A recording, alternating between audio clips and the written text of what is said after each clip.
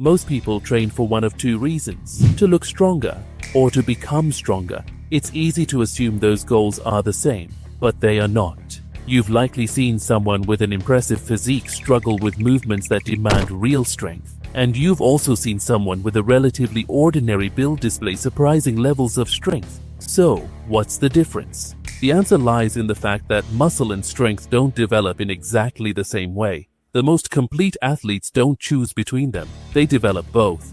Today we'll break down how these two qualities work together and how you can build a body that excels at both. Focus until the end. Why muscle and strength aren't the same. One of the biggest misconceptions in training is believing that bigger muscles automatically make you stronger. Muscle certainly matters. The more muscle you have, the greater your potential to produce force, and the greater your potential to look better and feel good about yourself. But potential and performance aren't the same thing. Your body still has to learn how to use that muscle efficiently. That's why different styles of training produce different adaptations. Training with higher training volumes and moderate repetitions primarily encourages muscles to grow larger by exposing them to prolonged mechanical tension. On the other hand, training with heavier loads, explosive movements, and high-intensity efforts places greater demands on the nervous system, teaching it to recruit more muscle fibers and generate force more efficiently.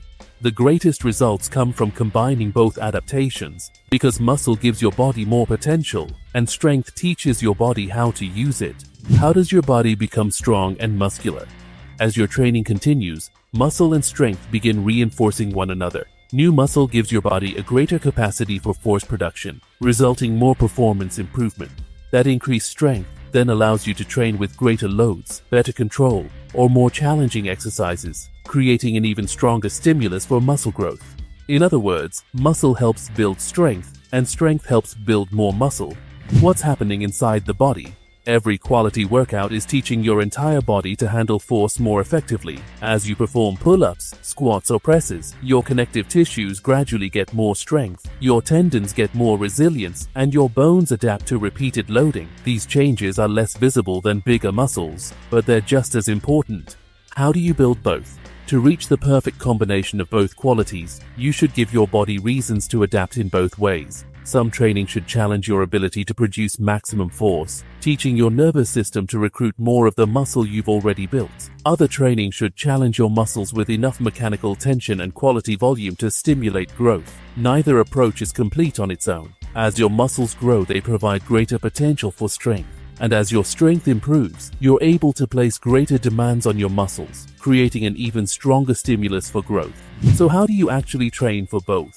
Begin your workouts with heavy compound movements such as pull-ups, dips, squats, presses, or deadlifts performed for lower repetitions. This is where your nervous system learns to recruit more muscle fibers, produce greater force, and develop real strength. Then follow with moderate repetition work using the same or similar movements. The longer time under tension places greater mechanical stress on the muscles, stimulating the adaptations responsible for muscle growth. And to make that strength useful beyond the gym, finish with movements that demand control and coordination, such as carries, hanging work, crawling patterns, explosive bodyweight exercises, or ring training. These train your growing muscles to work together efficiently instead of simply becoming larger.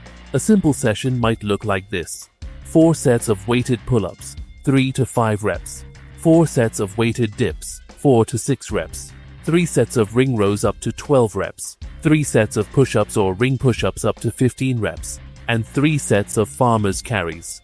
Train this way consistently. Increase either the load, the difficulty, or the quality of your performance over time, and it's very important to support your training with proper nutrition, recovery, and sleep.